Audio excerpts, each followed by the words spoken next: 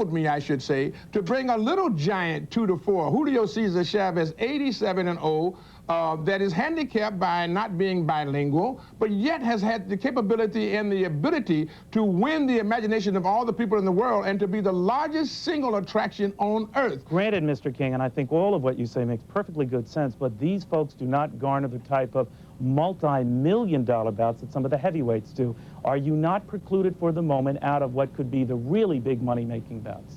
Well, you got to hold a verdict on that now because the verdict is still out. Julio Cesar Chavez's fight did more than what they did with the Holmes and Holyfield fight. So now when you get a 4-point buy rate, you're not talking about chopped liver. You know, you're talking about something that got more points and made more money than the mega heavyweight division. So what you're saying, you should look at it on the positive side, buttressed by optimism. Julio Cesar Chavez is a heavyweight in the box office. He may be a lightweight in the ring. So, you know, for me to take lightweight and make him a heavyweight in the boxing, in the heavyweight, in the box office, that's what you got to talk about. You know, let's look at the heavyweight division. Ain't nobody really making no money in the heavyweight division. They're fighting mismatches. They're fighting old guys, guys out of the graveyard. The prerequisite for fighting for Holyfield was you had to be over 40 years old, a drunk, a derelict, or a drug addict in order to get into the ring. That's running a bilk and a scam on the public, and the public is responding in kind. Oh, come on. Now, if you were in there, Mr. King, wouldn't you also be forcing up fights with George Foreman if you knew you could get $20 million for them? No, I would fight George Foreman because he'd be competitive. At the first beginning, I thought that was a very good match, and I thought he was entitled to that because he did win the hearts of the people in America.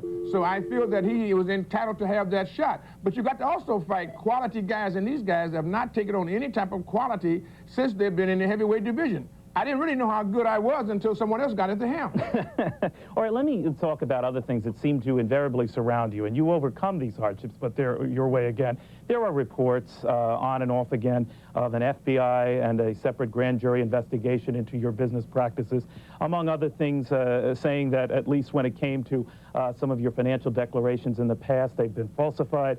Your former financier, your chief controller, Joseph Mafia, has reportedly been saying that in sworn affidavits that you were skimming off money from the top from your fighters. Are any of these allegations going to stick?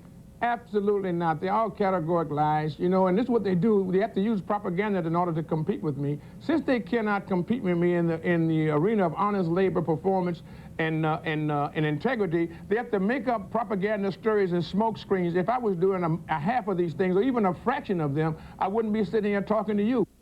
Boxing promoter Don King, Part 2 on more on that investigation tomorrow. The Money Wheel continues.